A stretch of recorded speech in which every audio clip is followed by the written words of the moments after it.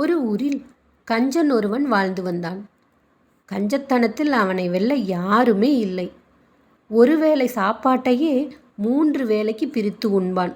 வயிறு நிறைய சாப்பிடவே மாட்டான். அப்படிப்பட்ட கஞ்சன் அவன். ஊரில் இருந்த அனைவரும் அவனின் உண்மையான பெயரையே சொல்லி கூப்பிடுவதே இல்லை. கஞ்சன் என்ற பெயரே நிலைத்துவிட்டது அவனுக்கு. அவன் தினமும் இரவு அனைவரும் தூங்கியதும் அவன் ஊருக்கு அப்பால் இருக்கும் காட்டுக்குள் சென்று வருவது வழக்கம். ஏன் போகிறான், எதற்கு போகிறான் என்று யாருக்குமே தெரியாது. பக்கத்து வீட்டில் இருக்கும் ஒருவன் இதை கவனித்தான். ஒரு நாள் அந்த கஞ்சனின் பின்னாடியே ஒளிந்து ஒளிந்து என்ன செய்ய போகிறான் என்று ஆர்வத்துடன் பின்தொடர்ந்து சென்றான் பக்கத்து வீட்டுக்காரன். நடுக்காட்டுக்கு சென்றதும் சுற்றும் முற்றும் பார்த்தான் கஞ்சன். பக்கத்து வீட்டுக்காரன் மரத்தின் நடுவில் மறைந்து கொண்டான். எங்கிருந்தோ சத்தங்கள் வந்து கொண்டிருந்தன. பயத்தில் நடுங்கியபடியே பக்கத்து வீட்டுக்காரன் மரத்தின் பின்னால் ஒளிந்து கொண்டிருந்தான். கஞ்சன் ஒரு இடத்துக்கு போனதும் திரும்பவும் கவனத்துடன் சுற்றுமுற்றும் பார்த்துவிட்டு ஒரு இடத்தை தோண்ட ஆரம்பித்தான். கொஞ்சம் தோண்டியதும் ஒரு துணி மூட்டை வெளியே எடுத்தான். அதை பிரித்தால் ஒரு பெரிய பெட்டி. அதை திறந்தும் பார்க்கும்போது அதில் தங்கக்கட்டி கண்ணை பறித்தது. அதை கட்டி அணைத்து, என் தங்கக்கட்டியே என கொஞ்சி மகிழ்ந்து முத்தமிட்டு திரும்பவும் பெட்டியில் வைத்து மண்ணை போட்டு மூடிவிட்டு வீட்டுக்கு வந்து படுத்துக்கொண்டான்.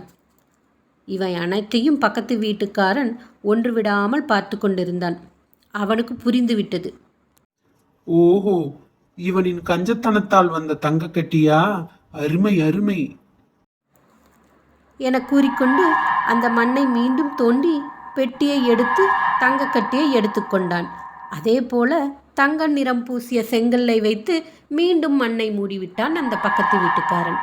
மறுநாள் இரவு கஞ்சன் காட்டுக்கு போனான். மண்ணை தோண்டினான். அதிர்ச்சி அடைந்தான். வாயிலும் வயிற்றிலும் அடித்துக்கொண்டு, ஐயோ ஐயோ, என் தங்கத்தை காணோமே, என் தங்கத்தை காணாமே என அலறியபடி ஊருக்குள் ஓடி வந்தான் கஞ்சன். ஊரார் சத்தம் கேட்டு அனைவரும் வந்தனர். என்னப்பா கஞ்சா, என்னாச்சு என்று ஊரார் கேட்டனர். நான் 20 வருஷமா கஞ்சத்தனம் பண்ணி சேமிச்சு வச்ச தங்க கட்டியை அவனோ எடுத்துட்டு போயிட்டான் ஐயா. அழுது புலம்பினான் கஞ்சன். ஊராருக்கு ஒரே ஆச்சரியம். பின்பு பரிதாபப்பட்டனர். ஊர் பெரியவர் ஒருவர் நிலைமையை புரிந்து கொண்டார்.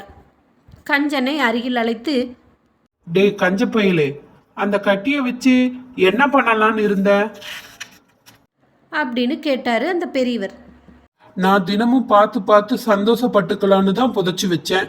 வேற என்ன அதை வச்சு செய்ய போறேன் அப்படின்னு சொன்னான் கஞ்சன். அதற்கு அந்த பெரியவர், அது சரி, உங்ககிட்ட இருந்து பயன்படாத தங்கம் எடுத்துட்டு போனவங்க குடும்பத்துக்காவது, குழந்தைங்க படிப்புக்கோ இல்ல வசதியா வாழ்ற வாழ்க்கைக்கோ பயன்பட்டுட்டு போயிட்டுமேப்பா. நீ இனிமே தினமும் இந்த கல்லை புதைச்சு வச்சு தோண்டி எடுத்துப்பாரு. எப்பவும் போல தங்க கட்டின்னு நினைச்சு திருப்தி பட்டுக்கோ. ஏன்னா உன் கையில இருந்தா தங்கமும் ஒண்ணுதான், கல்லும் ஒண்ணுதான் என்று பெரியவர் சொன்னார். கஞ்சனுக்கு இப்பதான் நாம எவ்வளவு பெரிய தப்பு பண்ணியிருக்கோன்னு புரிஞ்சுது. அவனும் திருந்தி ஊர் மக்களுக்கு நல்லது செஞ்சு அவனும் சந்தோஷமா இருந்தான்.